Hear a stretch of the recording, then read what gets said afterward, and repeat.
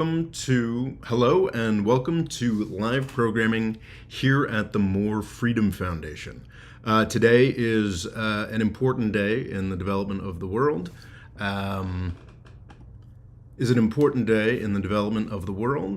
We have a U.S. presidential election, but I'd really rather not talk about the U.S. Presidential election.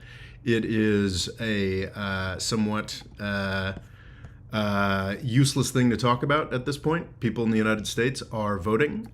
This is obviously a very big deal, but it doesn't have a ton of, there's really nothing we can say about it at this point.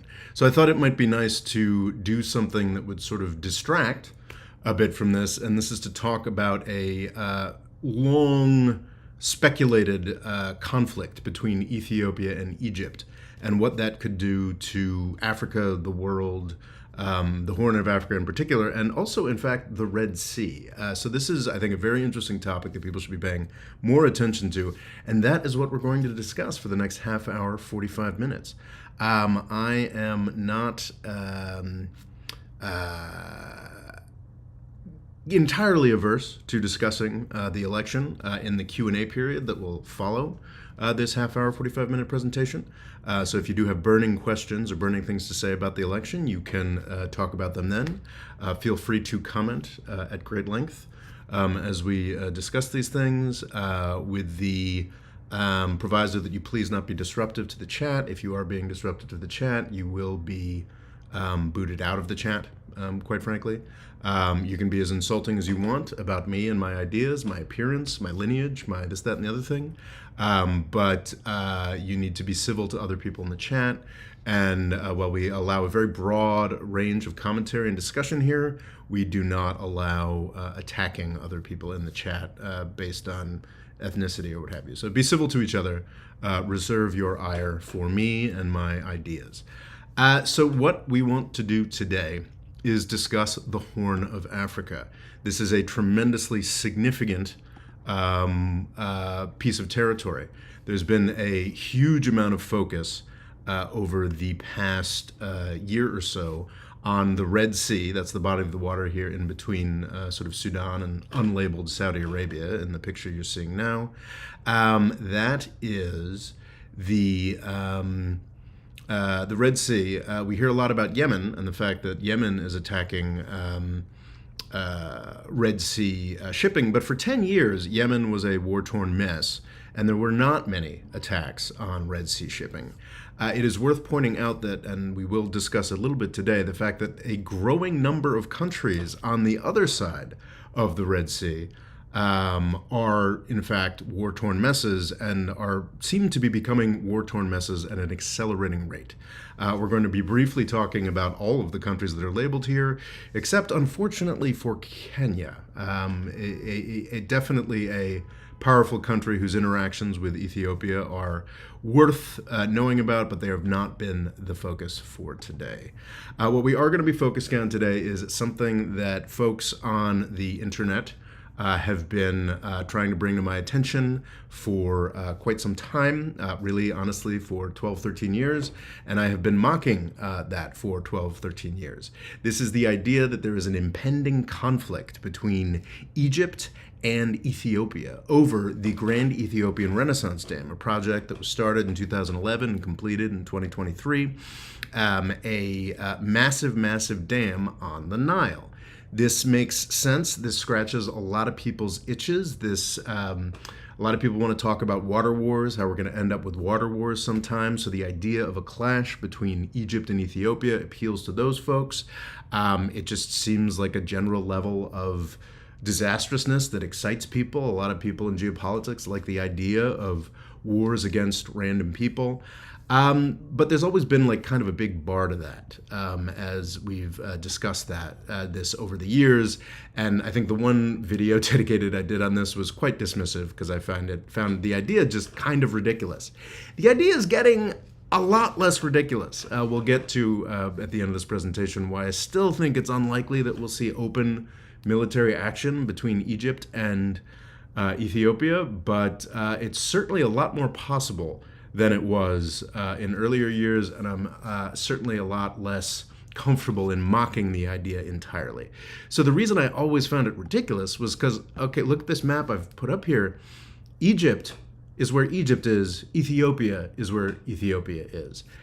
I would argue that very few, probably only one country in the entire world is capable of exerting itself at the kind of distance that we see between Egypt and Ethiopia here. Keep in mind that Russia is engaged in, military action, in heavy military action in Ukraine, which is right on its border. France, over the past decades, has been able to exert itself in the Horn of Africa to some extent. France has done that with tremendous support and facilitation from the U.S. military-industrial complex, which is the one country that can do that reliably. Another exception would be Russia, generally conceded to be among the top 5 most powerful militaries in the world, exerting itself in Syria, but it did so with 30 fighter jets. The Russian footprint in Syria was never that intense. If we're going to talk about a real Egyptian-Ethiopian war, there's a lot of basic logistical things that would have to happen to get Egypt from, the Egyptian military forces from Egypt to the borders of Ethiopia that would just always seemed incredibly unlikely. However, in October of 2024, thanks to a spiraling sequence of events that I will discuss at some length, we actually got to the point where it seems possible that by December, we will have Egyptian military forces on the border of Ethiopia in Somalia. That's a bit of a shock. But we'll describe how we got there. So broadly, what this story is about today is a lot of it is about Ethiopia specifically. Part of why this whole scenario of an Ethiopia-Egypt war seems so ridiculous in 2011 was because in 2011 and really all the way up until 2020, Ethiopia looked like a country that was relatively solidified, making great strides, and certainly for a brief moment in 2018 through 2020, the darling of international media. And the idea that Egypt would attack that always struck me as quite ridiculous. In 2020, Ethiopia fell apart. In very serious ways. Arguably, it was already happening in earlier years. We're at a state of very, very tenuous peace in Ethiopia at the moment, the kind of peace that involves large-scale uprisings and large-scale ethnic cleansings, but it is a sort of tenuous peace. But Ethiopia is a mess. Sudan and Egypt, at the beginning of the 2010s, Sudan was actually kind of more on Ethiopia's side over this Nile issue. The idea being that Sudan would also benefit from this big dam on the Nile. Sudan was first turned off from the Ethiopian side by the new Ethiopian leader, 6 years old Ethiopian leader.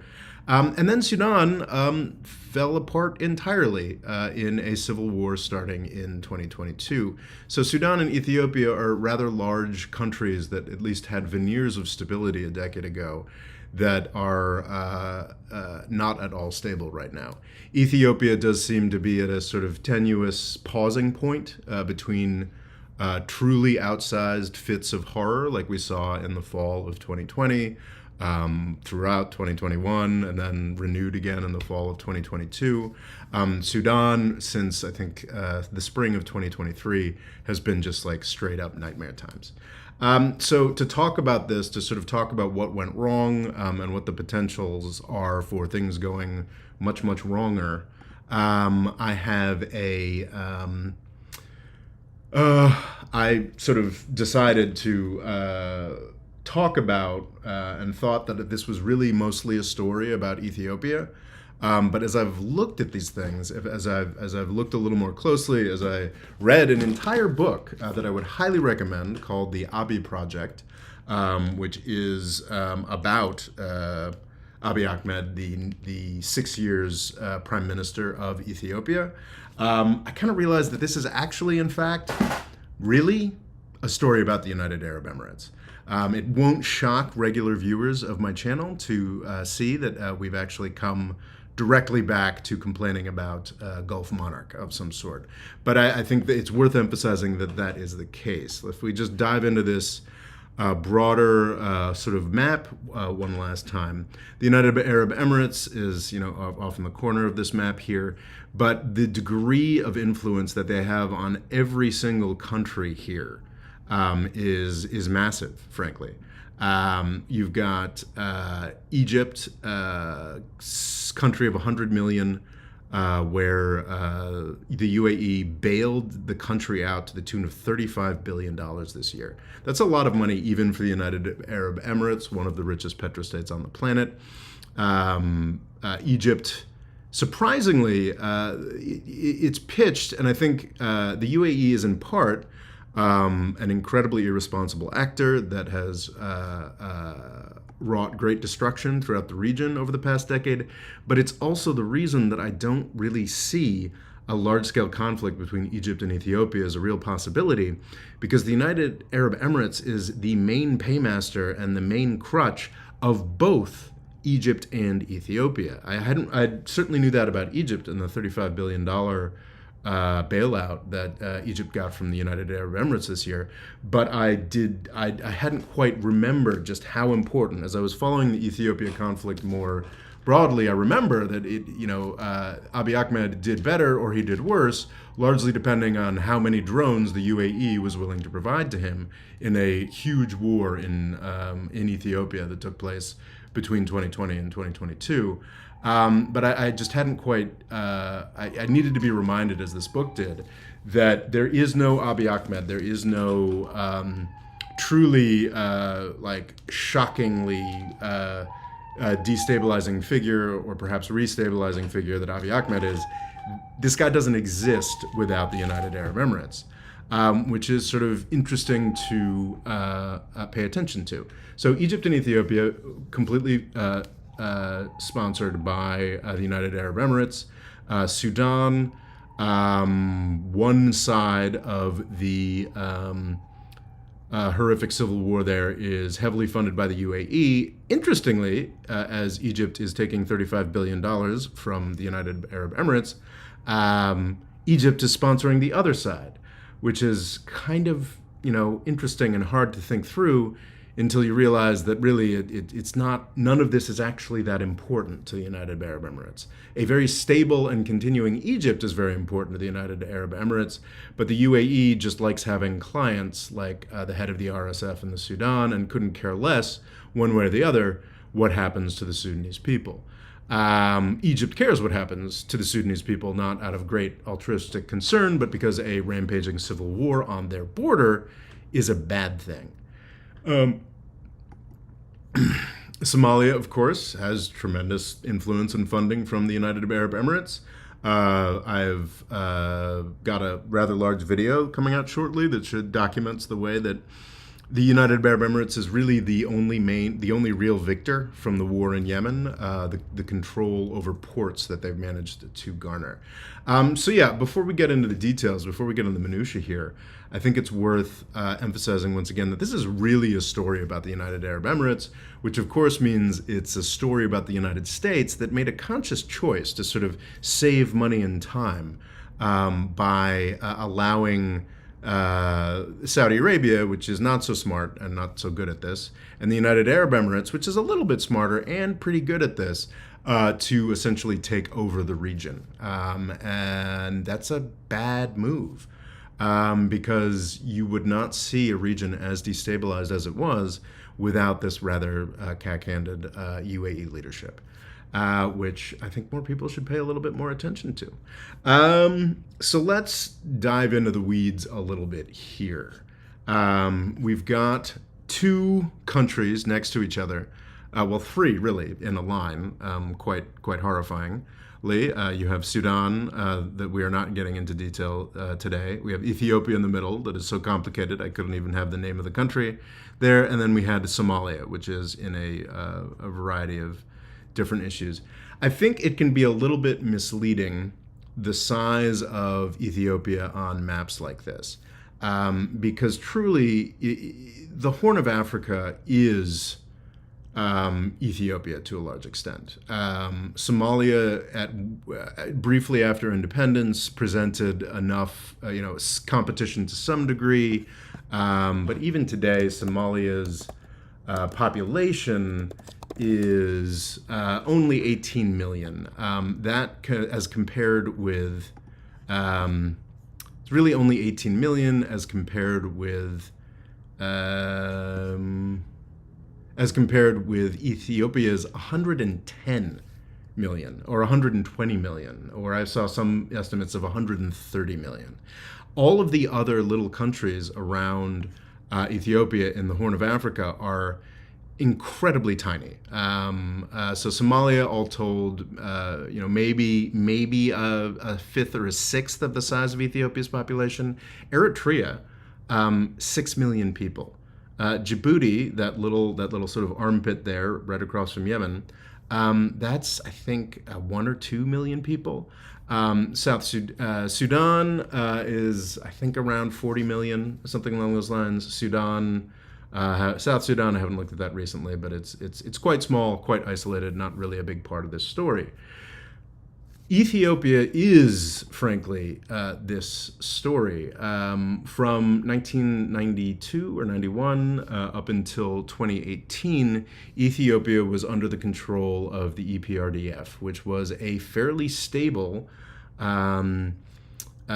political organization under Meles Zenawi, largely conceded to be kind of a brilliant guy who had won the war helped win the war in the early 90s against the Ethiopian government at the time, and helped Ethiopia become kind of a development success story, and was pulled off the incredible trick of being both a cherished proxy of both the United States and China, fighting proxy wars for us in Somalia during the Bush administration, and just generally seeming like a bastion of stability. The story here, the story since, which is not in fact entirely the fault of the United Arab Emirates, Ethiopia is in a series of sort of structural problems that are real bad. But the UAE has chosen a guy, Abiy Ahmed, to attempt to solve this problem that is not working out very well. Or perhaps long-term, as I'm sure Abiy Ahmed would argue, it'll work out just fine. But the tools that Abiy Ahmed has chosen to resolve Ethiopia's problems, and therefore the region's problems, have been, I think I can say with some confidence, having read this book and sort of comparing the way that I judge genocide in other places, definitely genocidal. Like probably the only case for genocide this century that is stronger than the case in Gaza.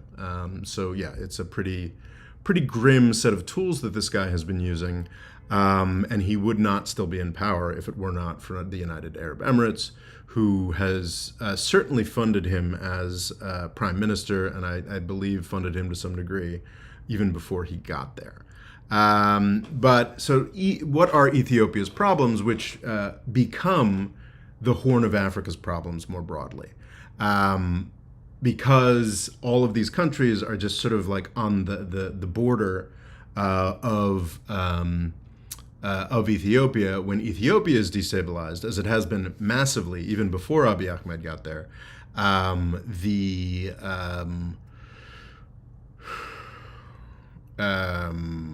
the rest of the Horn of Africa, Somalia, Eritrea, Djibouti, even down to Kenya and up to Sudan, if you want to count them, also get destabilized.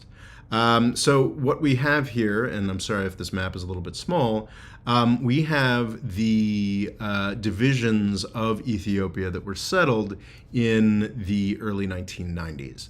And in the early 1990s, because of the revolutionary philosophy of the people who kicked out the last revolutionary philosophers of Ethiopia that had controlled the place from, I think, 1974 to 1992, the philosophy of these folks were very, very concerned with protecting and even enhancing the rival nationalisms of Ethiopia. This is sort of a obsession with a lot of leftist thinking, is that nationalism should be cherished and everyone should have their own self-determination. I certainly have my quibbles with that whole philosophy, quibbles that have been further enhanced by reading the history of Ethiopia. But what happened was Ethiopia got a lot richer. I'm not saying it was a wealthy country by any means, but from where it was in 1992 to where it was in 2018, it was an extraordinary leap forward because of the philosophy, the nationalities-focused philosophy of the EPRDF. All of these nationalities in Ethiopia were enhanced. Their distinctions were sort of cherished or celebrated. The EPRDF was a coalition of ethnic parties, and each of these ethnic parties were given more powers, more ability to educate people in their languages, and crucially, and I think inarguably a bad idea, with the ability to build up their own security forces in each of these states. So under Meles Zenawi, who seems to have been something of a genius, this all kind of worked and everybody got richer. But Meles Zenawi, I believe, died of a form of cancer in 2011 or 2012. And Somalia just got, more and more screwed up from there. Ethiopia is an empire that was truly a little more Muslim. And for all of the history of Ethiopia, as Ethiopia was providing this heroic stance on the world stage throughout the period of European colonialism, beating off the Italians, staying independent, it was kind of a Amhara on top, with Tigrayans filtered in on top of everybody else in Ethiopia in a very sort of imperial, nasty way. For almost 30 years, the EPRDF gave the Oromo and others lots of money and power to sort of nurse those resentments. And over the course of the 2010s, it all kind of fell apart. It all kind of fell apart. The solution that they opted for in 2018 was, well, why don't we put an Oromo in charge of our government? And that's what they did. And that is who Abiy Ahmed is. Abiy Ahmed came to power with this sense of incredible promise and incredible enthusiasm, this idea that he was going to solve everything. They actually called it Abiy Mania. From its sort of next stage of government in 1992, Ethiopia had tremendous tension with Eritrea to the north. Eritrea actually became independent from Ethiopia just in 1992 or the early 90s, I believe. So there were tensions and wars with Eritrea. And in 2018, when Abiy Ahmed came to power, he ended that war and got a Nobel Peace Prize for it. Unfortunately, it became clear at the 2020 presidential election, some affinity, just, I guess, almost exactly 4 years ago today, it became clear that one of the agreements that Abiy Ahmed had with the dictator of Eritrea was that they were going to do peace and they were going to get together to attack Tigray. So the Tigrayans had been at the center of the EPRDF, the 1992 to 2018 group. So there are a lot of Tigrayans who were big in the Ethiopian military, big in the Ethiopian economy. And in 2020, Abiy Ahmed went to open war against the Tigrayans and invited Eritrea in to help crush Tigray. This did not go as well as hoped. It initially was tremendously successful in November of 2020. However, by 2021, the Tigrayans not only had kicked the Ethiopian military out of much of Tigray, they were marching on the Ethiopian capital. And this is a really important dynamic to understand just how central the United Arab Emirates is to all of this. UAE funding is what made the difference in the Ethiopia-Tigray War. Specifically UAE funding for drone technology that I assume the Ethiopian government now has a lot of local expertise and knowledge of, but did not at the point of this actual Tigray War. What happened was when the Ethiopian government was successful in November of 2020, and it started looking like a genocide, which was certainly the extent to which this was actually directed by Abiy Ahmed is like a kind of an open question. But you know what? Like these are the same kinds of questions they had about the Armenian genocide. Like, oh, really? Did the Young Turk leadership really mean to do this? Or was it just, over-enthusiastic militias? Abiy Ahmed helped to create the situation and did nothing to hold back the situation where the Eritrean military and the Amhara militias were carrying out genocide. So that's not really much of an open question to me. So the U.S. government, specifically, actually, when the Biden administration came in town, remember the Biden administration that didn't like genocide? Remember those days? When the Trump administration left and the Biden administration came in, they were like, hey, UAE, stop funding this genocide. And it was really quite straightforward. When the UAE stopped funding and providing drones to the Ethiopian military, the Tigrayans quickly ended up looking like they were winning. And then, when it looked like they might actually take over the whole country, the U.S. government said to the UAE, actually, maybe you can start giving the Ethiopian government drones again. And then the Tigrayans were on the back foot again, and eventually we got a peace agreement nobody was happy with in November of 2022. So it's just like the UAE is at the center of all of this, despite the fact that Ethiopia is 100% like the gorilla in the room, is the sort of what matters in the Horn, in terms of its population and just like the centrality of Ethiopia. It is the UAE that calls the shots for the current largest power there, which is interesting if you compare like Egypt as a client state and Ethiopia as a client state of the UAE. I'm aware that like calling these countries client states of the UAE is a little perhaps a little inflammatory, but everybody loves, this is in part why the United States loves Saudi Arabia and the United Arab Emirates, is everybody loves a weaker, more dependent client. So Sisi is certainly very dependent on the UAE, needs that money to keep going, but also at the same time, the UAE desperately needs Egypt to stay in power and not fall into chaos if they're going to have any control over the Arab world, which they care about a lot more than Ethiopia. So there's a little more tension between Egypt and the UAE. And that's why the Egyptians and the Emiratis seem to be taking different sides in Ethiopia and Sudan, because Egypt has like a little more freedom to operate.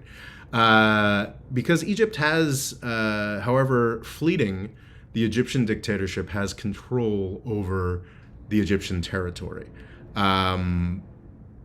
This book by Tom Gardner, which I would recommend, The Abiy Project, concludes more or less by saying, I don't know if he's quoting somebody or if he's actually saying from his authorial standpoint, that Abiy Ahmed pretty much just controls Addis Ababa, and then has like sort of a string of affiliations and sort of dancing on the heads of snakes over the rest of the territory.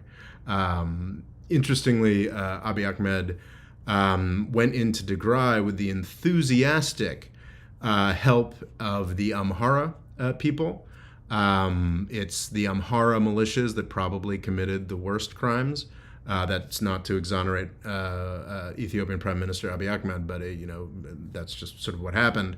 And now Abiy Ahmed is cracking down on the Amhara. I suppose if you were a fan of Abiy Ahmed, you could say this is with Machiavellian impressiveness. He's playing all the angles and turning one side against the next, and maybe this is what Ethiopia needs to be consolidated and blah blah blah blah. But from my perspective, it just looks really awful, and it has killed hundreds of thousands of people. Oh, that's a great comment, actually. Habibi also points out, as an Ethiopian, both countries are just too broke for war. Just talking. Plus, outside of Oromos, no one else is really going to fight for Abiy Ahmed anymore. I think that's true, but it's also where, I guess we'll get to that. The Tigrayan War. So what has happened now? The Tigrayan War ended in 2022. And then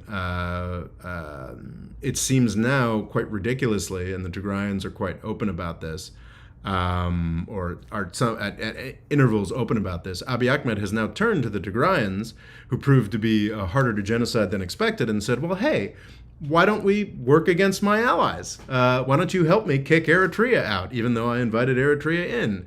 And why don't you help me crush the Amhara, because they're getting a little too uppity. So one of the next moves that he's made across 2023, it seems like he was more fighting an Amhara insurgency than he was fighting the Tigrayans. Not that he's being excellent to the Tigrayans or that they're getting all the food they need yet either. But I think his big move in January of 2024 was to find an external enemy. Because initially, the fight against Tigray was tremendously successful in making his administration briefly more popular. Everybody in Ethiopia resented this Tigrayan minority that absolutely had been at the top of the Ethiopian power structure from 1992 through 2018. So that was that actually worked for him really well. And I think the horrific possibility here is that Abiy Ahmed is now looking for people to fight outside of the country so he can get the country behind him again. I think that's an incredibly cynical thing to do, but I would not put it past Abiy Ahmed. So Somalia, we finally get here, is currently divided into, I think, three major and possibly more divisions. We have Somaliland, Puntland, and the Somali government based in Mogadishu. It is, I believe, the attitude of most international actors that Somaliland and Somalia should work things out.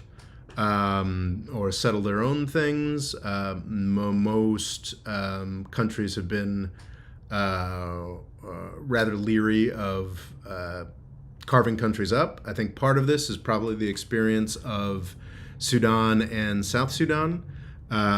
We had those two countries split in, I think, 2013. South Sudan quickly fell into a horrific civil war that is on pause but has killed hundreds of thousands. And Sudan is in the middle of a horrific civil war that might actually end up killing millions. So yeah, that splitting up didn't work very well. Somalia is quite possibly a different set of circumstances. Somalia has been divided to some extent.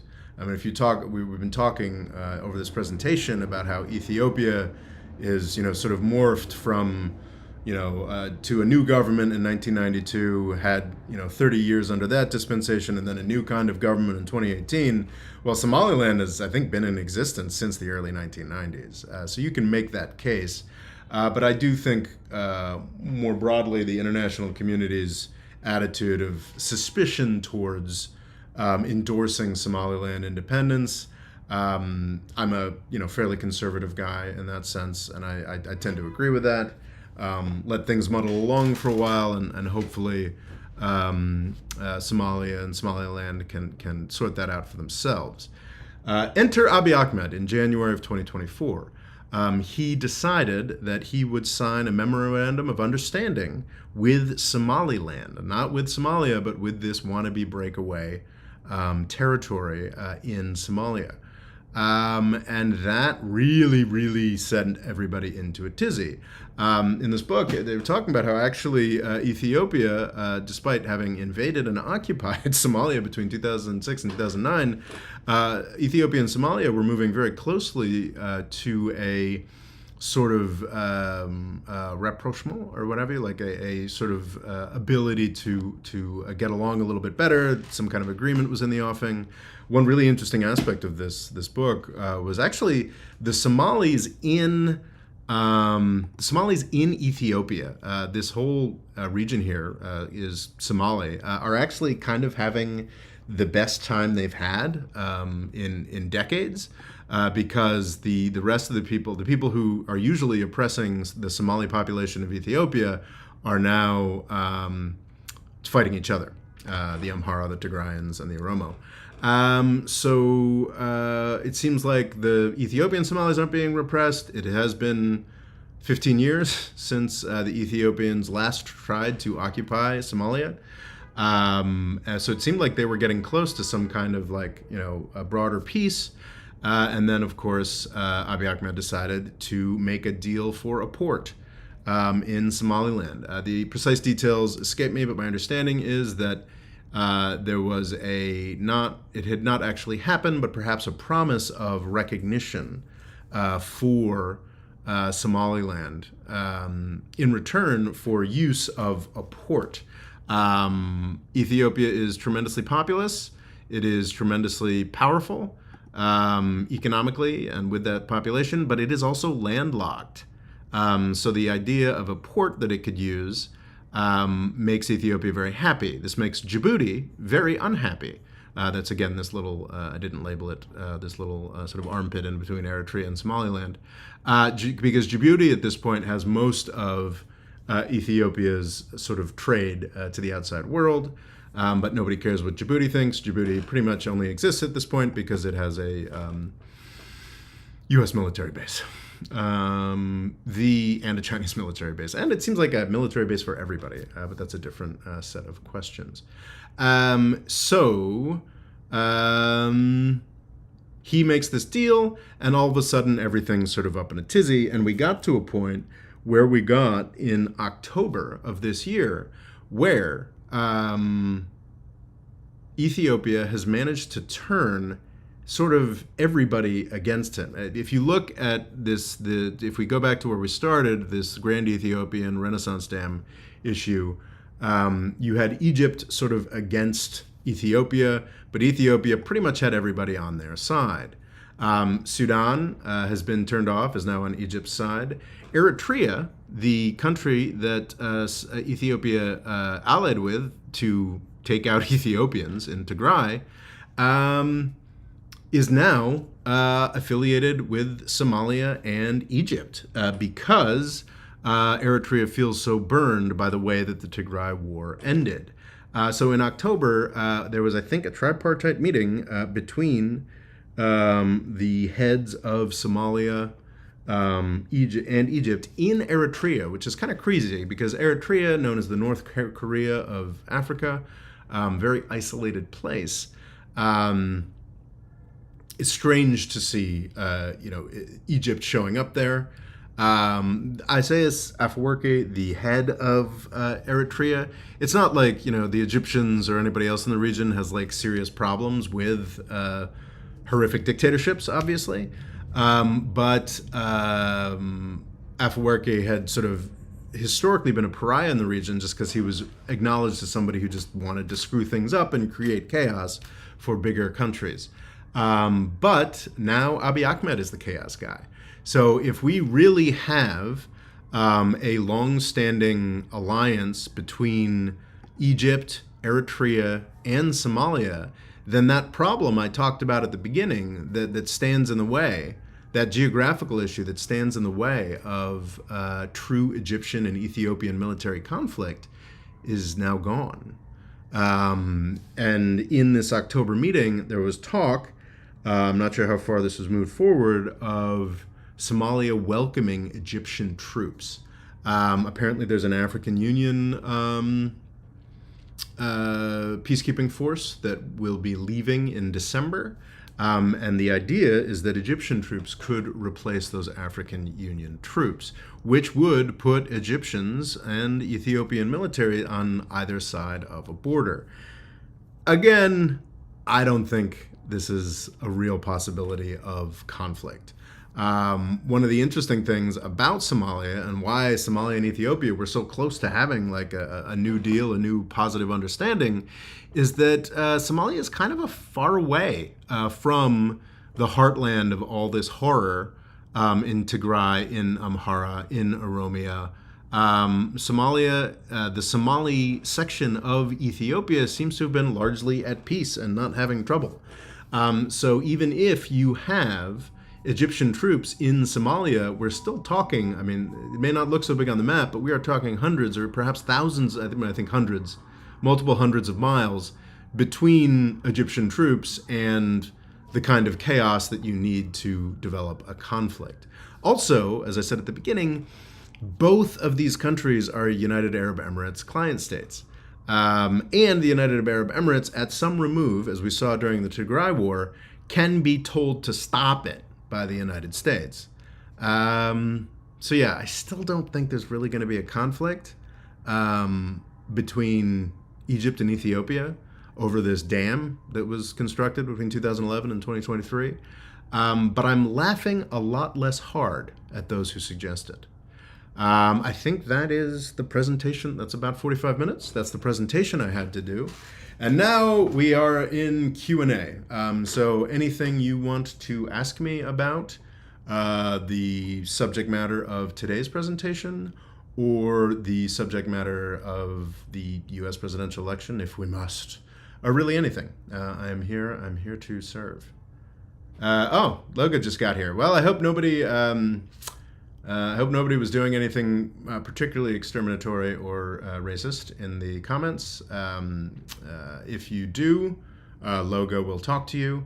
And if you ignore Logo's admonishments, you will be kicked out of the chat. There is no appeal from the court of Logo. Okay. Let's say, questions. Do we have questions? Shot says, fun fact, I'm dope. Well, good for you. Okay. Questions. Do we have questions? The reason the Ogaden region is relatively peaceful is because all the secessionist movements have either been killed off or bribed off, says Habibi. For those who may not know, the Somali region of Ethiopia is known as Ogaden.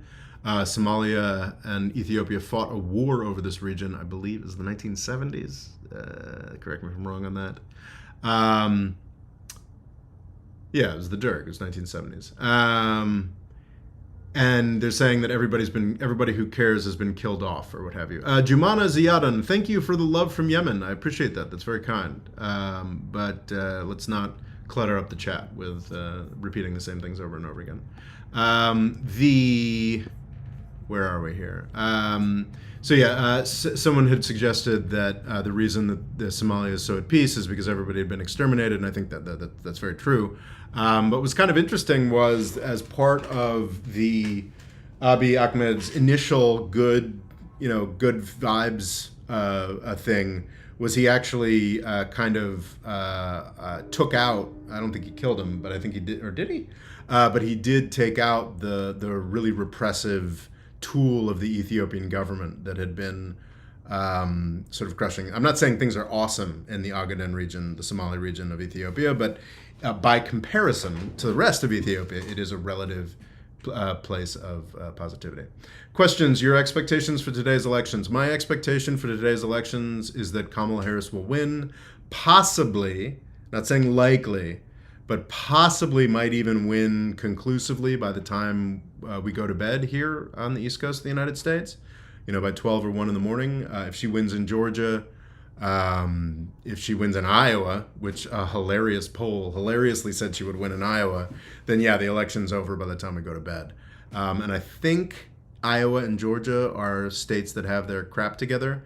And I think Pennsylvania is going to be a multi-day affair unless it's really, really stunningly in one side or the other. But if Kamala Harris has Georgia and Iowa, I still can't believe that'll happen, then we could know by the end of the evening. If the I think the second most likely, yeah, I really do think that, well, maybe the most likely is that we don't know for the course of the week as Pennsylvania gets sorted out. Also, though, like, I'm not super confident in this. Donald Trump could totally be president come January. That is very, very possible. He could just win the election. The polls seem to be pretty unified in not being very confident. They're not.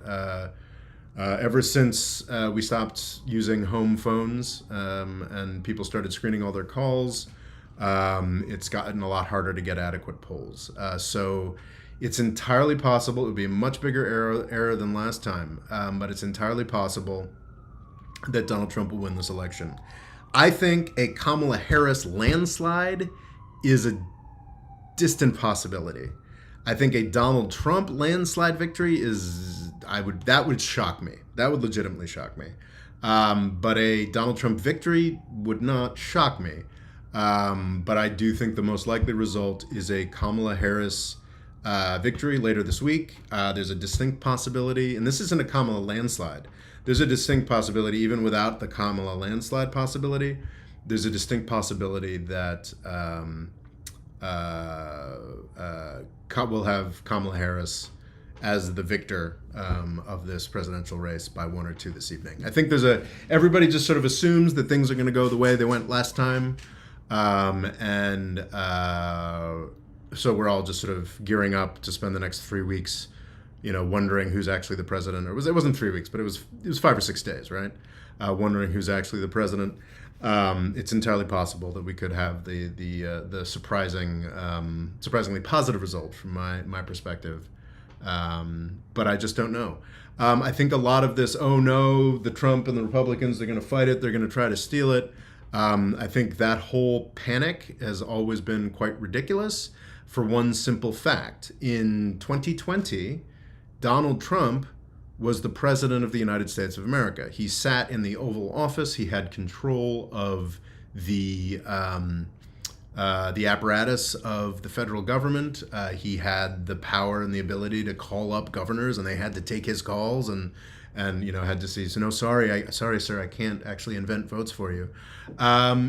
As of today, he is sitting, I presume, I don't know if it's in New York or Mar-a-Lago in Florida. He's just some guy. He doesn't have all that power. Is there a potential for violence? Absolutely. I could totally see essentially the equivalent of school shootings happening. I would expect people to blow it out of proportion, but we regularly have shootings in the United States where 5, 10, 25, not regularly have 25, but 50 people are murdered.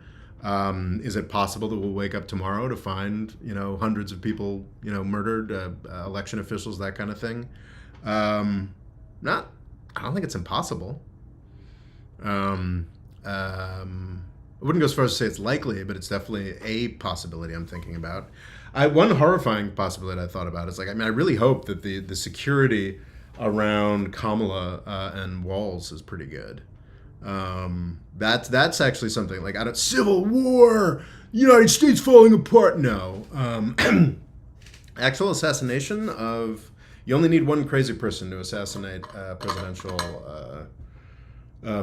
candidate. So that actually seems a little more worth thinking about. So that's everything I'm thinking about the U.S. election. Staro Parasaro, thank you, has provided a super chat. If you provide a super chat, I will definitely answer your question. Thank you for that generous super chat, Staro Parasaro, for $5. How do you think either Trump or Harris would handle an escalation between Ethiopia and Egypt should war become likely? What was sort of sad about reading this book was remembering that before the absolute abject failure, debacle, moral atrocity that is the Biden administration's handling of the issues between Israel and Palestine since October 7th of 2023, they were like kind of competent diplomatically. Like, not in any super special, like, America's back, like, well, you know, super special, like, impressive, like, Nixon or FDR kind of way. But, like, they were just, like, baseline competent. The United States doesn't like genocide. We're not going to fund people who do genocide. And they acted.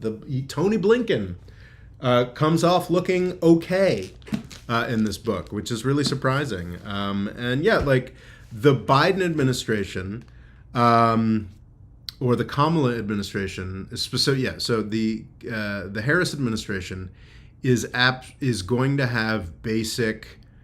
to appoint people that do diplomacy, is going to appoint ambassadors, is going to appoint State Department officials if things got really bad. Actually, I think there already is, like, a special envoy for the Horn of Africa. Kamala Harris will put people in place to look at and manage this issue, and will listen to them. Donald Trump probably can't find the Horn of Africa on a map. Actually, no, he's sat through enough intelligence briefings. He probably knows that it's the Horn of Africa. It exists. That's where Somalia is, and he doesn't want to hear about it anymore. And he's not going to listen to anybody who says anything. He's not going to be willing to do the basic, he's not going to be willing to call up Abiy Ahmed and threaten him, or call up Abiy Ahmed to reward him when he does a good thing, which Joe Biden did. I think Kamala Harris would attempt to stop this war. Honestly, I don't think Trump would make this war happen either, because I don't think the UAE wants this war to happen. As someone, a perceptive commenter earlier pointed out, neither Ethiopia nor Egypt can afford, like, a real war at this point. Egypt is not going to bomb the Grand Ethiopian Renaissance Dam. I'd be very, very surprised if that were to happen. So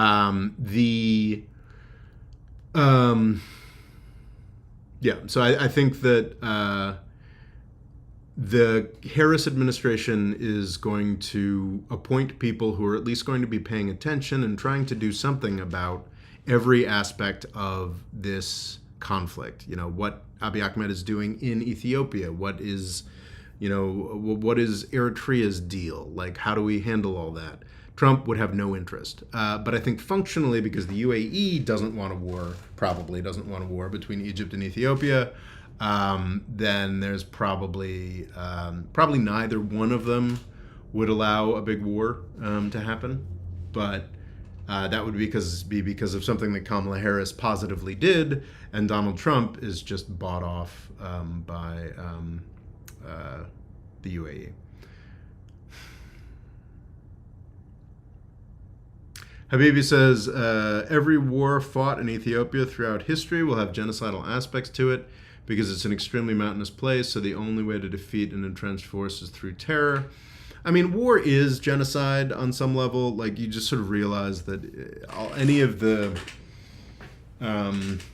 almost all wars, you have periods where people convinced, like the 1700s, or some, U.S. military actions where, people convince themselves that, and in many other places throughout the world, and places and times throughout the world, where people convince themselves that war is kind of ritualized and there's rules to war, but, like, war is genocide. Like, it's just, that's just what happens. Like, there's a great article I read years ago that had pointed out that, like, look, like, yes, like, Adolf Hitler was fucking evil, and definitely wanted to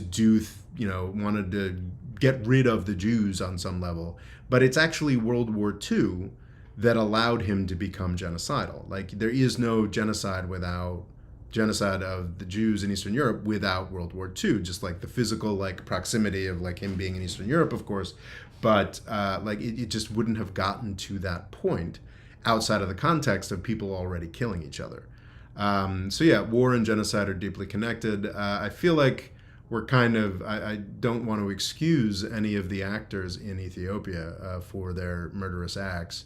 But yeah, like it's just, I do sort of question the broader emphasis. I think Abiy Ahmed is a legitimately bad guy, but the government before him, the EPRDF, like I do question their emphasis on building up such powerful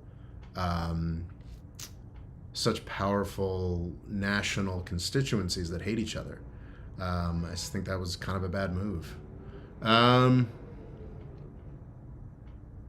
Yeah, I think that Habibi says Abiy Ahmed would, at the moment, love a Trump victory so that he can be ignored to rule Ethiopia however he likes. And that was his experience during the Trump administration. To be fair, during the Trump administration, up until the very end, though actually I'd say by the beginning of 2020, it was, I think the bloom was off the rose a bit. More and more people, certainly Tigrayans, but more and more people internationally were saying, oh wait, Abiy Ahmed is not the Nobel Peace Prize magic guy that we said he was. But in 2018, he was universally beloved. Much of 2019, he had that sort of positivity. But by 2020, the Trump administration completely ignored everybody who was telling them that Abiy Ahmed was a bad dude. And like it was instantly a genocidal conflict. Like there was no... in November of 2020, yeah, obviously Trump was a lame duck and had a lot of other things to focus on. But I do think it's fair what you're saying there, that absolutely Abiy Ahmed can expect much more hands-off treatment from Donald Trump than he would get from Kamala Harris. Local Cool Extreme has pointed out that those who sort of choose to donate to the channel with super chats could definitely get their questions answered. So there we go. CinemaTube asks, do you think the Ethiopian army would outperform the Egyptian army in a military confrontation? So if a military confrontation happened, even in the context of a Trump administration, I think that I think that it would entirely depend on which side the United Arab Emirates chose, really.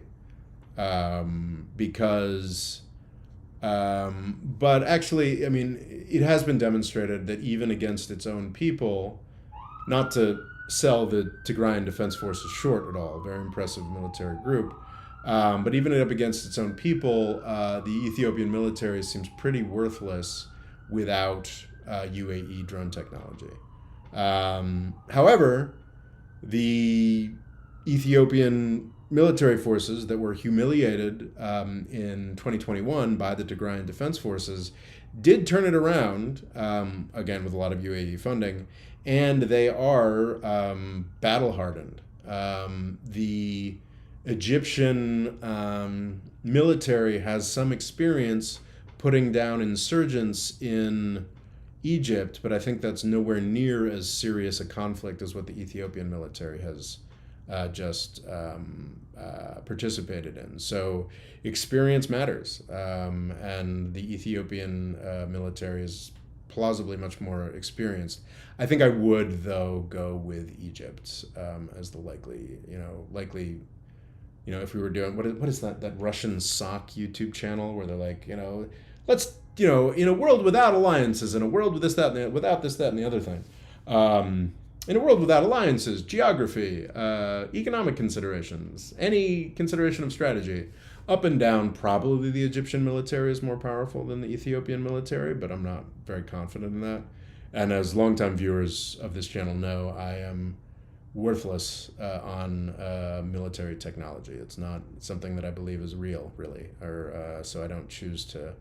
I think it's too wrapped up in propaganda for at least this analyst to understand on any level. When do you think the Saudis and the UAE will have to go to the IMF for a bailout? I think we're a long, long way from there. On the sort of kinds of metrics that the countries need to look at for UAE and IMF problems. IMF and World Bank problems, like on those metrics, Saudi Arabia and the UAE look pretty good. And I think the UAE probably always will. I'm very confident in the demise of the Saudi system. I think that the UAE could potentially be around for decades as it's currently constituted, if they play their cards right. The Saudi Arabia, however, will not be around. Well, that's interesting. Why are you? Oh, that's strange. I'm doing TikTok as well, and they're, for some reason, don't believe I'm actually here, which is wrong. I'm here. What are you talking about? The question of... Saudi Arabia has a lot of money, still has a lot of money. It is taking on federal debt at an extraordinary... Federal debt. It is taking on government debt at an extraordinary pace for Saudi Arabia. It's still, if you compare the percent, what is it, GDP to debt ratio, Saudi Arabia has maybe the best in the world. So I don't think we're going to get to a point where I think we're going to see the Saudi government fall before the IMF comes in. I think after the fall of the government, if there's a civil war, I really hope not.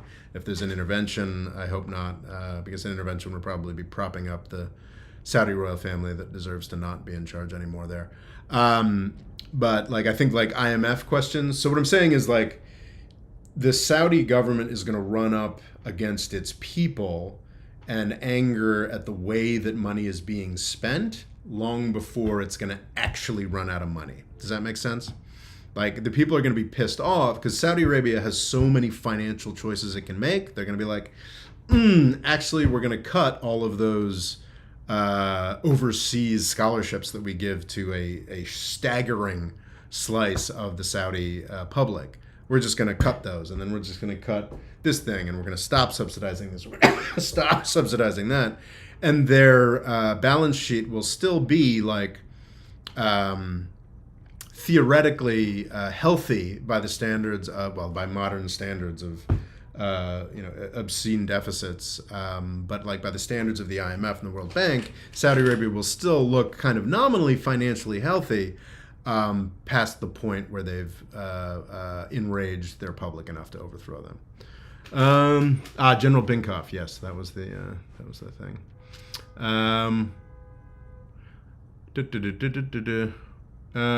Terodros Bereda says Ethiopia can smash any country with UAE drones.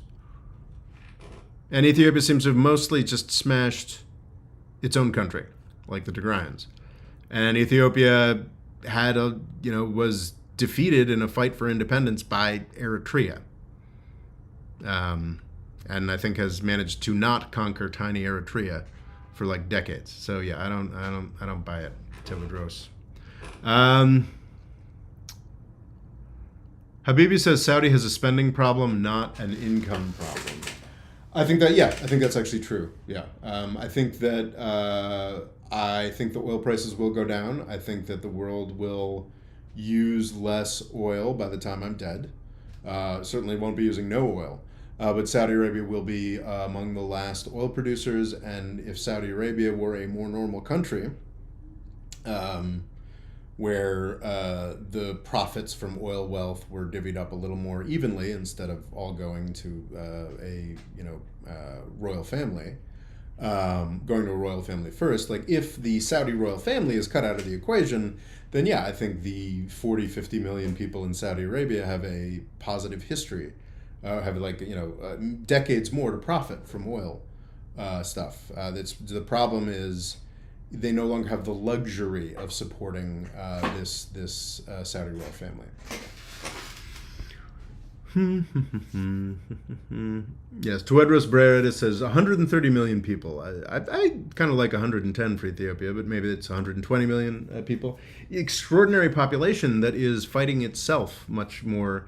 And I think Tuedros, I think it's true actually. If Ethiopia, and this is I think what Abiy Ahmed's project is to some extent, what he intends to do and has failed to do, is that if any Ethiopian leader could truly unify the 130 million people in Ethiopia, then yeah, it would not be a problem for them to take over the entire Red Sea coast, from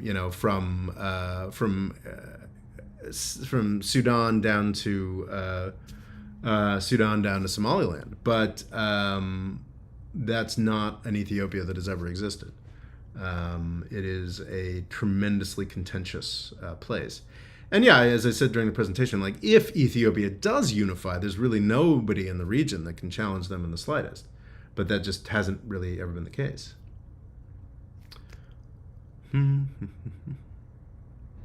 Molotop MO says, I think my question is blocked from this chat. I'm sorry. Oh, you know what? I need to switch to live chat. I'm sorry. I see more things when there's live chat.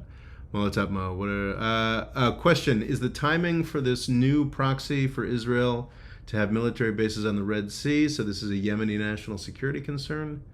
Is the timing for this new proxy for Israel? I don't think Egypt is... So Egypt is definitely craven in its submission to Israel, as is the UAE, you know, certainly the most significant and powerful signatory of the Abraham Accords. But I don't think that the UAE or Egypt is going to be fighting the Houthis on behalf of Israel. We actually know that the UAE is not going to be fighting the Houthis on behalf of Israel because they already gave up.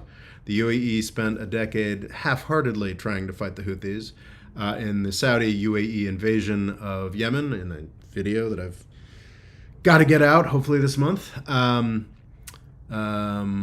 have a hour-long video on the Saudi Emirati invasion of Yemen that is going to take me weeks to produce, but it is written and shot. The UAE basically doesn't fight the Houthis anymore because the Houthis can bomb the UAE. And unlike the shipping, which is, you know, very important to Egypt, but nobody else. Actually, that is interesting because the shipping is very important to Egypt, but I just don't think Egypt would get into it. Because Egypt, well, that's an interesting thing, and you should check out my Yemen versus Empire series, which talks about how both Egypt in the 1960s and the UAE over the past decade have been really, really, really, really burned by attempts to control, by attempts to invade Yemen. It just doesn't work out well for them.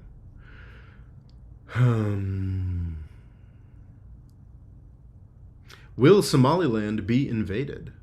It depends on your definition of invaded. I think the Somali government would consider Abiy Ahmed's January MOU, the Ethiopian government's January Memorandum of Understanding with Somaliland, to be an invasion of a sort. Yeah.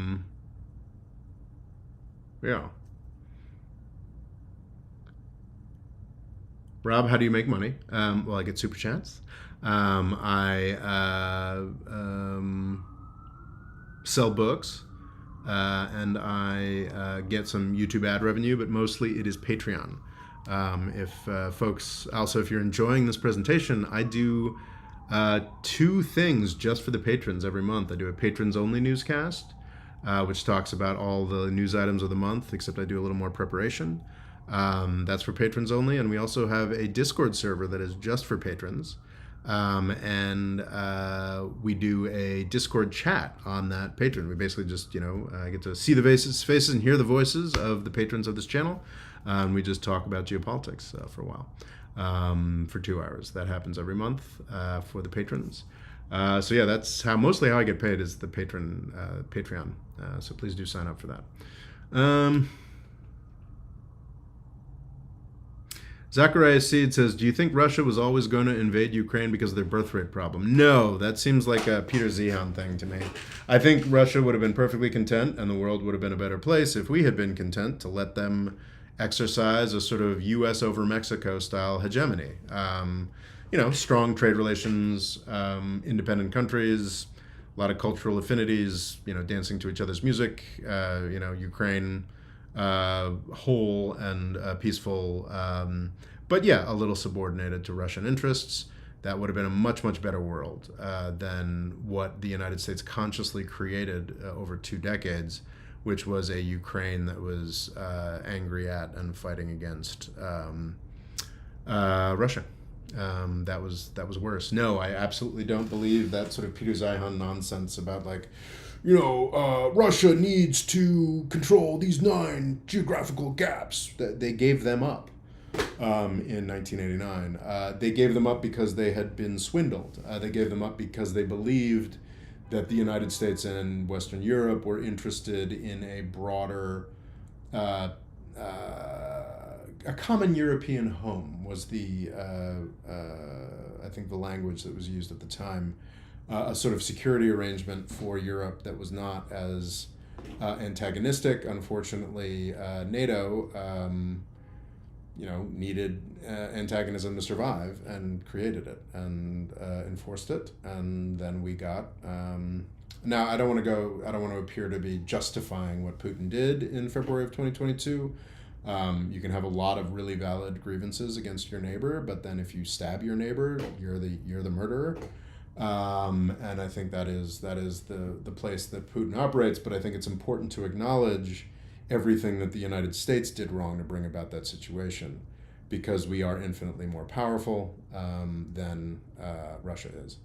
And we're also working very hard to create the exact same situation in Taiwan off of China, which, as disruptive as Russia being sort of provisionally kicked out of the world economy has been, it would be much, much worse if China, if we tried to kick China out of the world economy, would we end up kicked out of the world economy? Hard to say.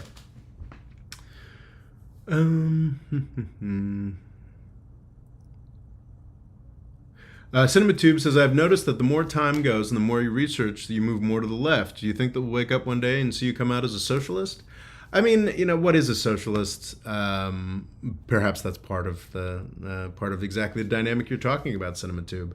I still think I'm pretty right-leaning. I'm pretty, invested in, bought in, kind of member of the class of people who benefits from U.S. empire. I don't think that's ever really going to change.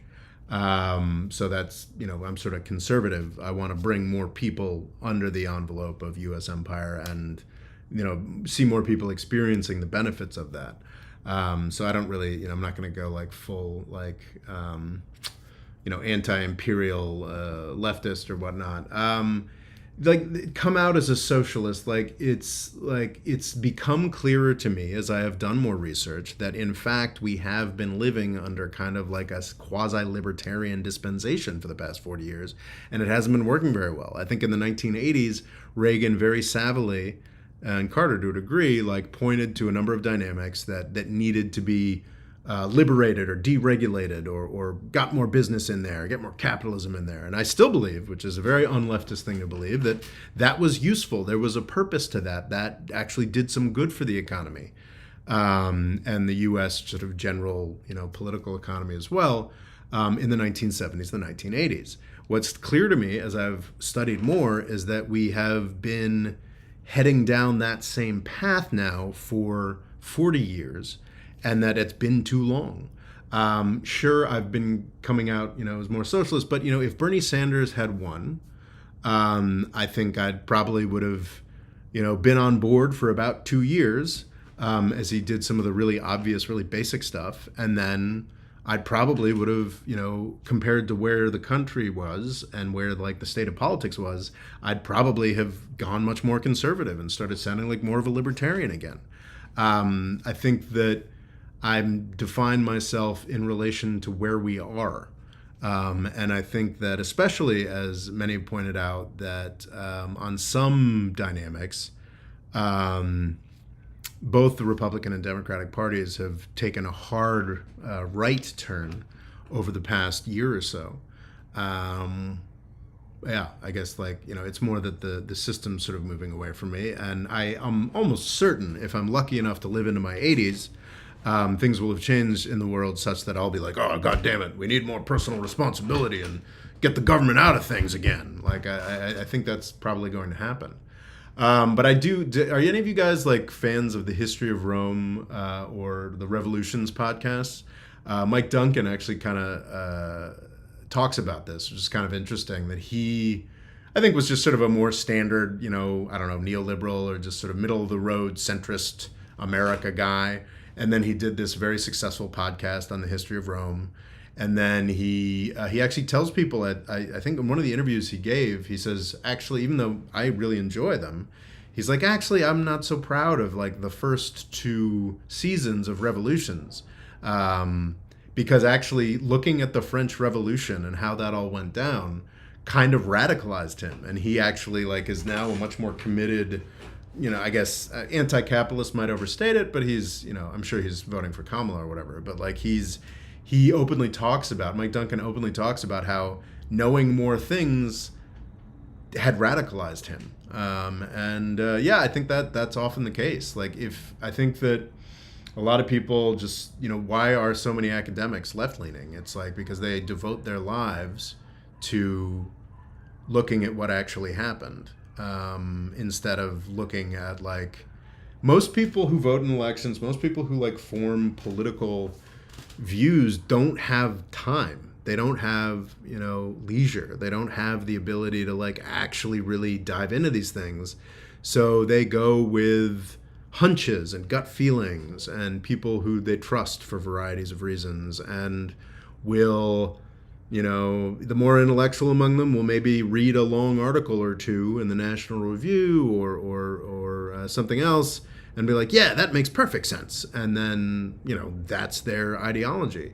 I have been blessed. It's such a rare gift that the patrons primarily have given me here, where like I followed this conflict, the Tigray conflict in Ethiopia as it was happening 2 years ago. And then like I just really didn't want to look at the book that I'm writing or Yemen. And I was like, oh, I'll do a live presentation on the Horn of Africa, and I will spend a weekend reading a book and looking through it. And I got to, I think I knew more about Ethiopia than 99% of non-Ethiopian Americans after my experience following this war 2 years ago. After reading this book, I think, and being able to like put those years of reflection, being able to return to this subject, I think I know more than like 99.9% of non-Ethiopian Americans about Ethiopia and the Horn of Africa. Like that's not because I'm smarter. That's not because certainly not because I have any better connections. It's because you guys, the audience and the patrons specifically, sign up on Patreon for, blah, blah, blah. Anyway, have given me that leisure. So yeah, like I don't think I'm really becoming more socialist or more left-leaning. I think I'm just becoming more educated, and educated to a degree that's like not, that few people are lucky enough to get to. And I'm grateful to all of you for that. We have a new super chat. Scott Locks has given a super chat. Will the Ukraine war lead to an EU rejecting their status quo politicians and moving away from NATO and U.S. hegemony? Sadly, Scott, my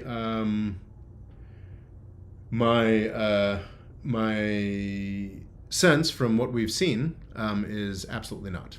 I would say the Ukraine war is definitely not leading to EU rejecting the status quo politicians moving away from NATO and U.S. hegemony, because it's pretty clear that the EU is not actually interested in doing that.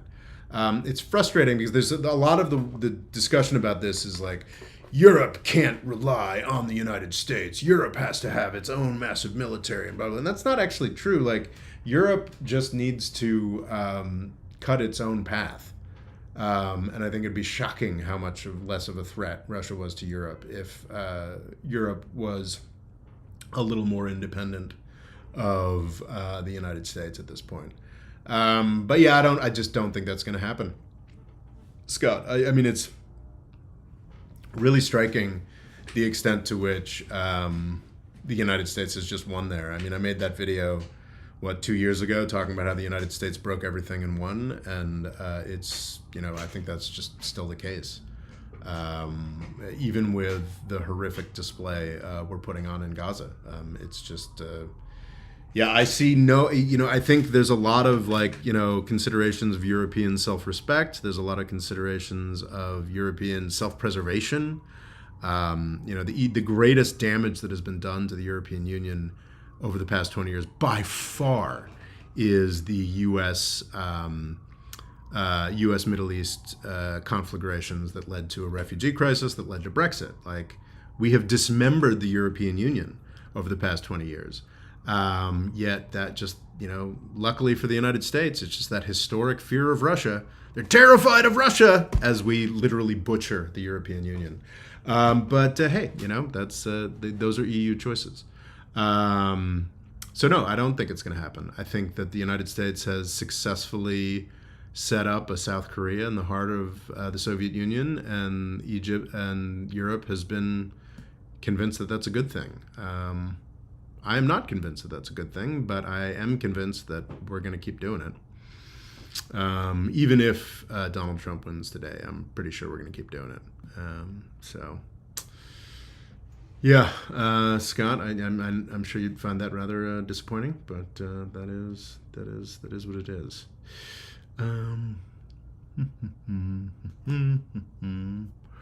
Let's see. Do we have questions?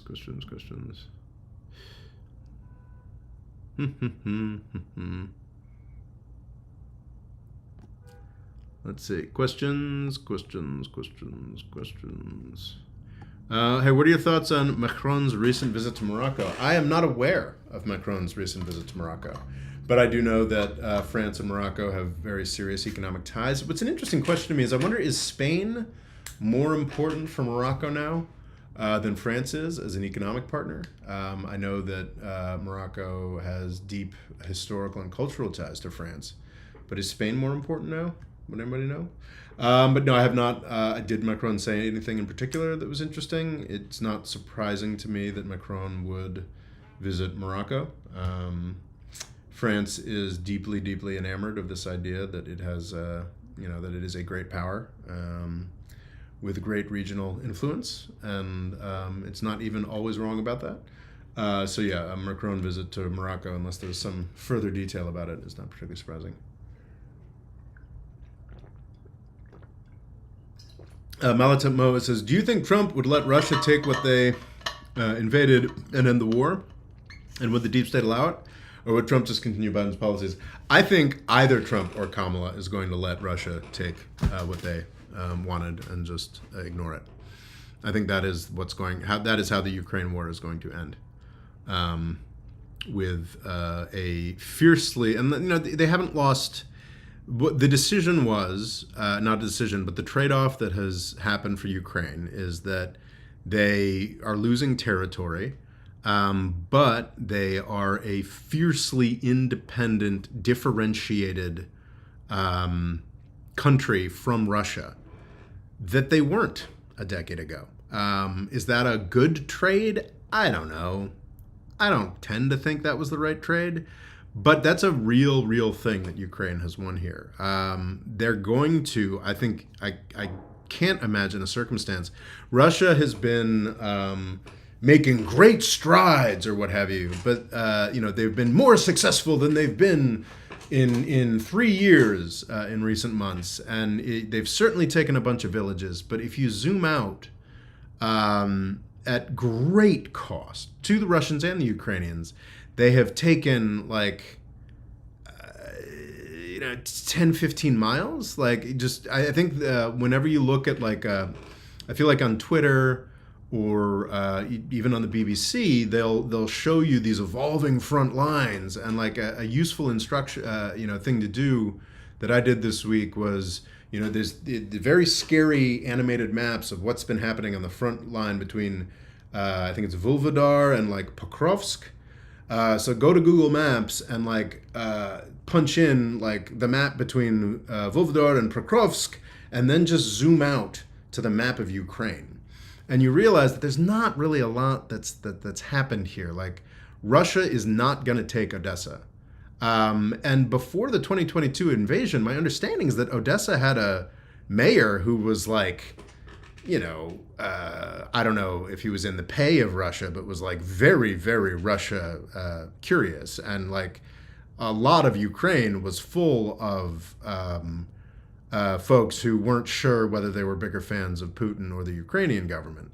That is no longer the case. Ukraine is a established, independent, very different country. Like the dynamic that was so striking to me, I'm sure some of this started in 2014, but after 2022, the number of angry, belligerent nationalist Ukrainians who were learning Ukrainian for the first time because of the Russian invasion. So yeah, like this idea that like Ukraine is going to have access to the Black Sea through Odessa. It's not going to get Crimea. It might get Donetsk and Luhansk. I can imagine like some trade or like some or maybe Russia, starts disintegrating, which we really don't want. If you're a human being who, is worried about Russia's nuclear arsenal, what might happen to that in a disintegrating Russia. So yeah, unfortunately, and I think it's more the United States that made this choice for Ukraine than Ukrainian actors, but yeah, it is, I can't even remember what the question was that generated this. Yeah, I don't think it seems ridiculous to me that people are going to be like, oh, Ukraine lost, if there's a diplomatic settlement where Ukraine is is South Korea to Russia's North Korea. That's I don't think it's a dumb game, and it's a dumb prize that the United States and the West have won, but it's kind of indisputable to me. And I don't see a diplomatic settlement here as losing for Ukraine or something like that. So yeah, I actually don't see too much difference here. It seems like a lot of the pretty standard military industrial complex boosters are yeah, you know what? Actually, it's time for Ukraine to start negotiating. And these are the people that are going to be in the Kamala Harris administration. And the idea that Donald Trump isn't going to fucking abandon NATO. He's all of the people that he's actually going to hire and that he's already talking about hiring are standard neocon assholes like Mike Pompeo. They love NATO. No, it's there's not a functional difference, though. Of course, Kamala Harris will be basically competent. I think on Ukraine and Europe, as there really wasn't during the first Trump administration, there's not going to be a discernible difference. Where you find the discernible difference is in the rest of the world. I believe Kamala Harris will do more for the Palestinians than Trump will. I know that Kamala Harris will have a fully staffed State Department that actually has people who at least have opinions on what's going on in Africa and the rest of the world. So yeah. Abdul Hakim Ahmed gave me a super chat. Thank you. Do you have a question, though? What do you think of the Las Akond conflict in Somaliland? What is the Las Akond conflict in Somaliland? You've given me a super chat, so I will Google it. Las Akond. Not fine. Las Anod? Are we talking Minnesota region, Katuma State Forces? We're talking about Las Anod? Yes. Okay, so Las Anod is the administrative capital of the Sul region, currently controlled by Katuma State Forces aligned with Somalia. So Las Anod is in... So I think the answer to your question is I don't know anything about the Las Kanud conflict, but if they're aligned with Somalia, and I'm looking at where they are on a map, which my internet is being rather slow about. Okay, so it seems like they are perhaps closer to Somaliland territory, or perhaps even in it, yet are affiliated with the Somali government. And that is not particularly surprising that there would be... this is why one of the reasons why I just dislike the urge towards balkanization. The Yugoslavia is always the sort of thing we go towards, is that the...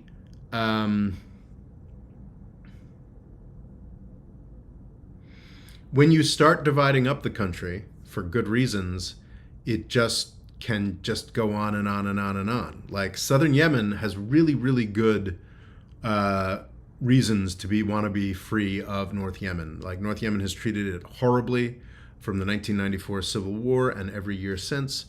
But if South Yemen secedes from Yemen, then Hadramaut is going to want to secede from South Yemen, and Al-Mara is probably going to go its own way and become like just a Saudi protectorate or an Omani protectorate. It never ends. So I think what the Lasakon conflict that Abdullah Hakim Ahmed is talking about is within Somaliland that wants to be separate from Somalia. There is another chunk that doesn't want to be part of Somaliland, wants to be independent, or maybe it would prefer to be back with Somalia. And it's just sort of like endless cycling problems, which I feel would all be better solved by just like economic development, equitably spread, and people just sort of moving forward. But I could be wrong about that. That's my bias coming from a country that has fewer of these issues. Do you think China will gain more influence in the Middle East post-war, asks Xavier Coons? I think indisputably in the sort of soft power competition between China and the United States, Gaza, Yemen, Ethiopia a little less so. But the war that I think most people care the most about is the sort of Gaza, Israel, Palestine, Iran, Lebanon sort of axis. And absolutely it has been a disaster for U.S. soft power. What does that really mean, though? The kinds of interaction that the United States has continued to want to have in the Middle East are not kinds of interaction that China has any fucking interest in. Like, that's a really key dynamic that is never really focused on. Everyone's like, oh gosh, we're leaving a vacuum for China to step into. It's like, what? So, like, China wants to, like, find a bunch of, like, wants to, like, support a bunch of angry genocidal settler colonialists on the edge of the Middle East, like, for decades? Hell no, China doesn't want to do that. China wants to, create and then alienate a bunch of, militant jihadists that are going to blow up Beijing and create decades worth of forever war for them in the Middle East. Hell no, China don't want to do any of that. China just wants to buy oil. And as we saw in 2023 with a peace process between Iran and Saudi Arabia that was already going forward, they are happy to step in and look smart and clever and helpful if it costs them nothing other than better deals to sell oil. So yeah, yes, indisputably China is winning out in huge ways in soft power in the Middle East, but what that actually risks, it's like the United States is like, we must have this military primacy in the Middle East. And like China's just like, okay, just try to blow up fewer oil wells, So it's just not like, I think you're absolutely right that China's, doing better reputationally, but like the premises of the question, like how they're, perhaps that's not even in your question. Abdul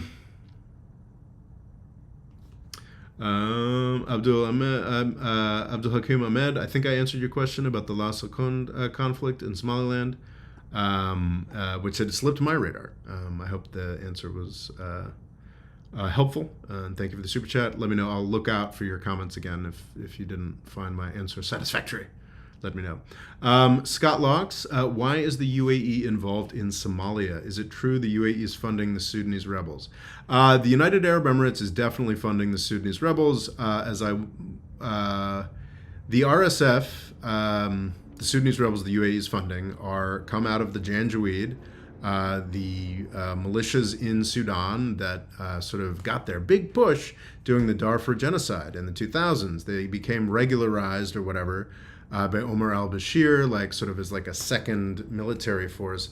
But they got a lot of their money that has allowed them to sort of build their gold empire and be such a horrifyingly good competitor against the Sudanese armed forces by being proxy forces in Yemen. Between 2015 and 2019, I think thousands, if not tens of thousands, of RSF forces specifically fought in Yemen for Saudi Arabia and the UAE. That's one dynamic. My understanding is that the UAE also just buys a lot of gold from the RSF and uses them as sort of like a free-floating military force. I think clearly the UAE doesn't care that much about the conflict because they've allowed Egypt, who they've just given $35 billion, to act pretty openly on the side of the Sudanese armed forces, the more official military dictatorship of Sudan. So the UAE is involved in Somalia. Like, why is the UAE involved in Somalia? I think is really a great question, actually. I'm not sure the UAE really knows. I think the UAE knows that it was given kind of a blank check and open ability to do things in the region. The UAE's great concern was to crush all the Muslim Democrats, all the Arab Democrats specifically. They really hate the Muslim Brotherhood. Muslim Brotherhood is, of course, affiliated with Hamas, not a great organization, but like painting everybody in the region with, it's like saying like both the communists and the Republican and Democratic parties in the United States in the 1950s and the international communists are descendants of the Enlightenment. The Muslim Brotherhood doesn't go quite far that back, but it is like an intellectual strain where in the case of Israeli occupation has become a homicidal and incredibly self-destructive and murderous organization called Hamas. It's largely failed. I know that's controversial, but it seems obvious to me. But in the context of most Muslim countries, the Muslim Brotherhood was tended towards Muslim democracy, with exceptions. The UAE is pathologically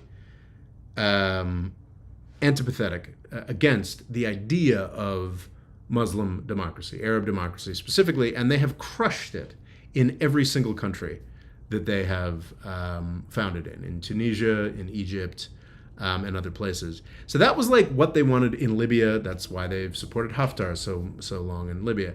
That's what they wanted to do, and they done it. They pulled it off. Like, I guess good for them. And utterly crushed democracy across the region. That was sort of like the reason to get involved, and now like they've got commercial relations and sort of this weird maritime empire or whatnot. Actually, I just sort of answered my own question there. The Sudan question is actually the Sudanese armed forces apparently have like affiliated with them the last vestiges of the Muslim Brotherhood affiliated Islamist government that like kinda sorta was in charge of Sudan in the 80s before it just became the Omar al-Bashir dictatorship. So that's one reason. Another reason why they support the RSF. But they also just seem to like to have spoilers that they can use to break shit. And that's what the RSF is. That's what Abiy Ahmed is. Why is the UAE involved in Somalia? I'll confess, Scott, I didn't actually look at the UAE's involvement in Somalia. I 100% guarantee you it's there. I'm sure they are backing. I'm sure they have people that they pay in Somaliland and in Somalia, because the UAE is interested in ports. They have businesses that run ports, port technology. It's sort of their weird sort of neo-Venice maritime empire. But yeah, the UAE is involved everywhere in the region, and generally badly. They're there to crush democracy, primarily. And the United States just lets them do it. Because the UAE funds a lot of think tanks in Washington, D.C. This isn't like some like great conspiracy or like really deeply thought out thing. They just pay for a lot of jobs in Washington, D.C. So they get to murder democracy for a decade and oversee hundreds of thousands of deaths. Yeah. No more super chats. They can't crush it forever. I agree. The UAE cannot crush democracy forever.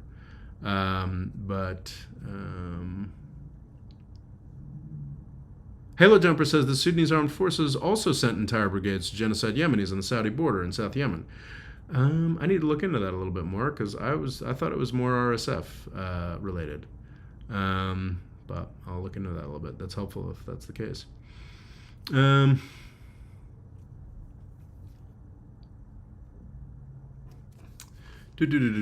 Scott Locks, UAE monarchy, wasters of money that could be used to help the Arab brothers. The British must be proud. Yep, that's the British set up the Saudis and the UAE to make sure that we had the weakest possible people in charge of Arab oil resources, and it's been a complete success. The United States took that over entirely. Logical Stream says, do you think pro-Palestinians might be burning bridges with the Democrats if the Dems win with their open protests? No. I think that enough people... That's a great question, sorry, but yeah, I didn't mean to sound dismissive. But I think that there are enough... even Rashida Tlaib, who did not openly endorse Kamala Harris, is working pretty hard for Kamala Harris, is my understanding, and putting her networks to work for Kamala Harris. AOC has walked a very controversial line that means a lot of pro-Palestine and leftist people kind of hate her now. But she is, I mean, she, goes to rallies and shouts about how we need to stop this genocide. We need to stop this genocide. Like, her heart is in the right place, I'm confident, and she is merely playing, more intelligent political game than most left-leaning people tend to. So it's like, is Dearborn or like Michigan Arabs a lot less likely to get their phone numbers, their phone calls returned by the Democratic establishment in Michigan and by the Democratic establishment in the U.S. government? Yeah, no, I think that's probably true. But is the cause of Palestine materially hurt by this? No, I don't think so. I think that there's I hope to be part of a tremendous unleashing of energy around the Gaza issue in the coming months now that the election has passed. However, it ends up tonight.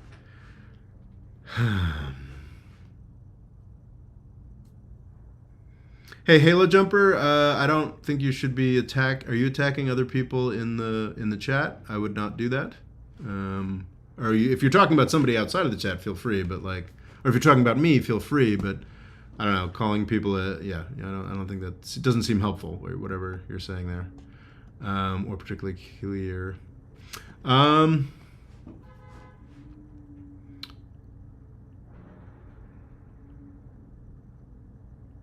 Eskidin Eid says, why do we like to discuss things we can't change? Oh, we can change everything. Absolutely. We can absolutely, 100 people talking about geopolitics, we can change a lot. I think that you just sort of have to decide what you want to change. I think there's nothing more important than people talking about these issues, and it's the only way that these issues change. But if you're bored, you can take off. That's cool. Do you ever see something like the East African Federation happening? I mean...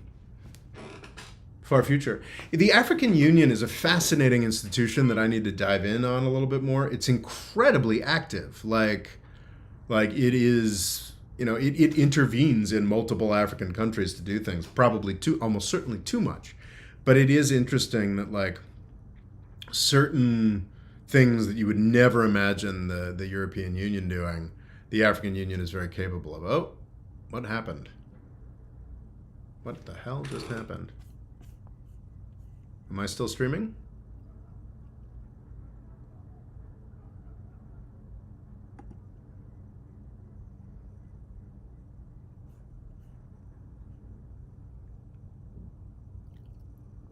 The hell?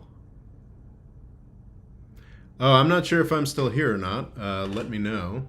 Yeah, it seems like there was some kind of error or mix-up. But I guess you'll let me know. Oh, weird. Am I more live now? I'm here? Okay. Would the next energy revolution create new powerful interests like big oil is now? That's a really interesting question, Fireblade, and something I think about a lot. Um, okay, we're still here. That's good. So I think a lot of people, and we see this with lithium. I don't know if we see it with cobalt yet, but like a lot of people really like, maybe like is or become very dependent, become very mentally organized around the strange dominance of petroleum in our economy.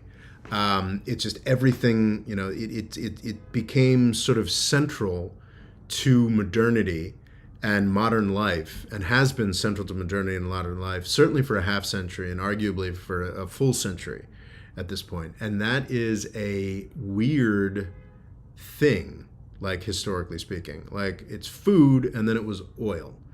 And I think a lot of people really, really, really expect, are mentally prepared for there to be like these incredible shortages of things that we need for electronic vehicles. But like, we don't consistently need the same sorts of things for electronic vehicles. Like if we really ran out of lithium, we've got other possibilities for doing electronic vehicles. There actually is no shortage of rare earths. It's just that China is more likely to take the environmental consequences of refining rare earths, which are pretty gross. Like there actually isn't a natural limit on how we can organize electronic vehicles. It's a true alternative to one of the biggest petroleum use cases. And we're actually going to have different alternatives to the other petroleum use cases. Like it's sadly, like we're not going to just no longer have fossil fuels. Like I think we're going to be using fossil fuels for the rest of all of our lives. Hopefully at smaller numbers as we get to be older and older. But like what the EV and all of the green technologies represent is an extraordinary opportunity to just be free of the bullshit constraints of the oil monopolies. The reason the oil monopolies work so hard to kill electric cars, people talk about electric cars in the 90s, there were the EV1 or whatever, but my understanding is that like some of the first cars were electric actually. It was like a competition like 120 years ago to see whether we'd have electric or petroleum based. And I think at that point, the petroleum based was just a better technology. But like it's just having all of these alternatives. So if for lithium, for those who may not know, did a short about this, like, and this is the fourth or fifth time this has happened, is like someone has found a deposit somewhere in the United States, just in the United States, a deposit of lithium that could replace every single internal combustion engine car, like by itself. Now that's not going to be exploited or developed because obviously, it takes 10 years to develop a mine. Maybe it's too environmentally gross for the US, but like all of these resources are present in much more plenitude, much higher levels, much higher availability than the petroleum resources were. So actually and it by its nature, it even, even if we only ever get up to 20% EV penetration worldwide, that by itself kind of kills big oil. So yeah, it's tremendously hopeful. And no, I don't think there's going to be another big oil coming up. Do you think that's a great question from CinemaTube. Do you think that the slowing down of development that was caused by the oil crisis of 1973 helped or harmed American empire? Wow. Because you can think of scenarios in either direction. Like, it harmed everybody. It harmed the United States. I don't think there is any Reagan neoliberal turn without the oil crisis. Maybe that'd be a bad thing, like maybe we did need a little more business fundamentalism and get shaken up a little bit. I think without the oil crisis, if a sort of neglected part of the story of those 3 great decades after World War II is it wasn't just great for the developed countries. It was also great for a lot of the more independent countries. It was good for Latin America, the more recently independent countries. It was good for a lot of places. If we hadn't had the oil crisis and the developing newly independent world had been able to rely on reliable, cheap energy for the last 50 years, I think American empire and the world would be in some ways much, much stronger, but the United States would certainly have a much smaller capacity to go out and destroy things, less things that were easy to take advantage of. But who knows? Who knows?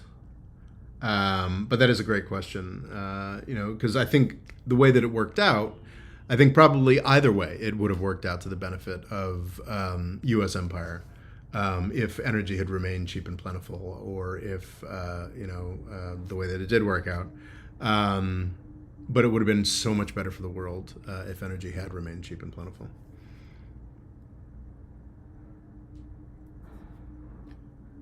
Tesfaye Werede is, why was the world silent about Abiy Ahmed action regarding the Tigray invasion? Well, it happened almost 4 years ago to the day. It happened during a U.S. presidential election, and then during the crisis of Donald Trump. And Abiy Ahmed had a lot of people who really liked him. He was heavily sponsored by the United Arab Emirates, and the United States, as I talked about a bit in this presentation, has kind of like outsourced its foreign policy across the Middle East, North Africa, and the Horn of Africa to the United Arab Emirates. I think it's a bad choice, but it's what we did. And that has, had a real impact. So Abiy Ahmed was allowed to do things that he probably shouldn't have. I'm not a big fan of the world's becoming more multipolar, blah, blah, blah, but the world is indisputably becoming more violent, and there are more crises going on. And if it weren't for Ukraine, if it weren't for Gaza, two things that the United States created, there'd just be a lot more diplomatic energy around how horrible what Abiy Ahmed is. But there are more monstrous things out there that the United States has created, and people focus on more. I think that's probably the main reason that more people aren't focusing on what a mess Abiy Ahmed is.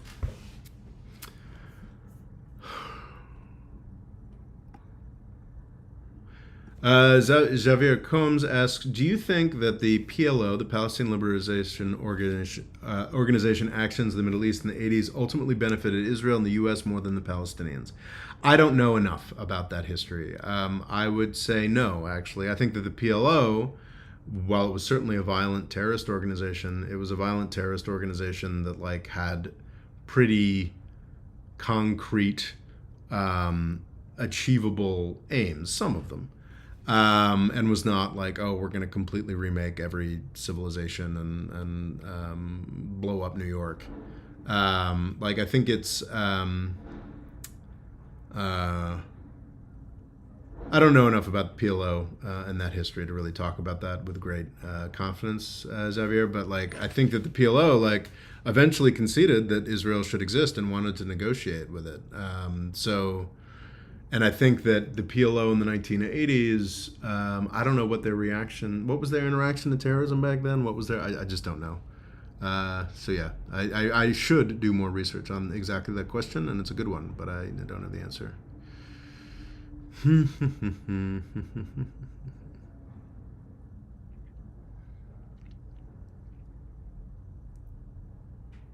Oh, that's a great question.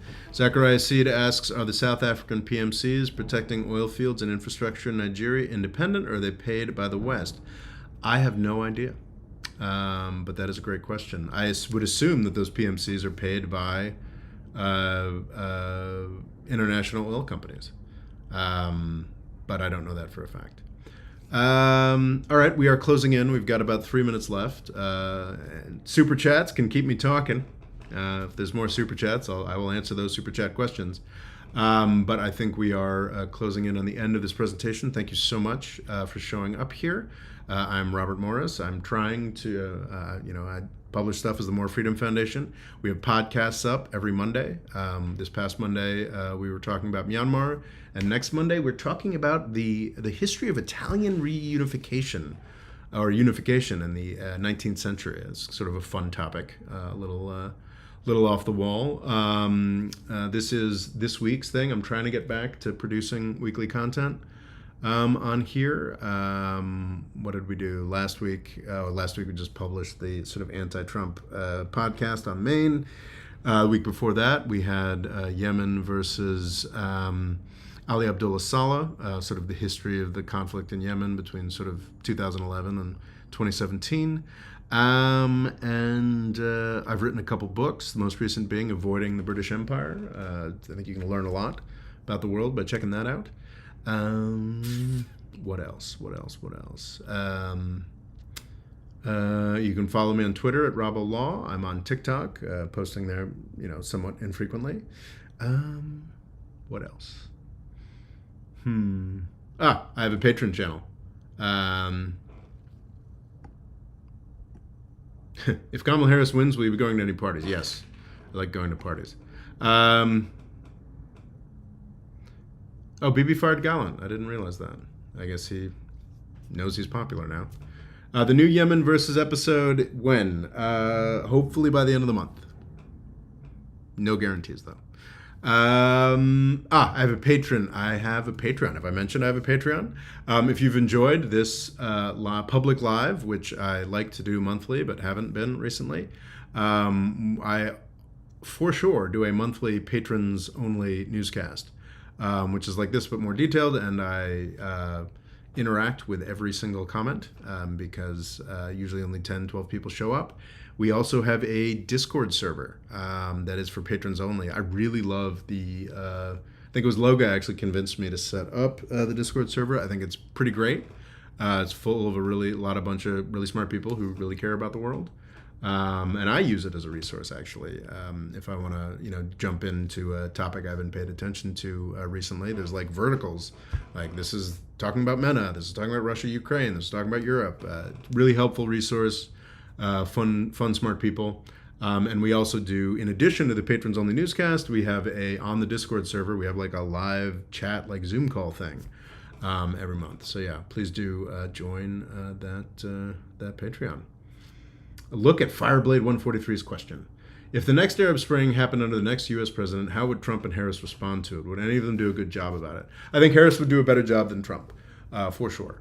I think Trump would be really committed to the idea of saving Saudi Arabia, saving the Saudi royal family, doing a sort of long, expensive, bloody commitment to preserving Saudi Arabia, which would be a really bad idea.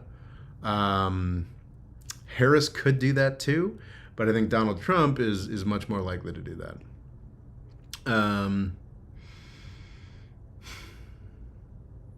Yeah, I think it's a question of how bad a job would the next U.S. president do handling the next Arab Spring. And I think Donald Trump would be worse, for sure. That is my take.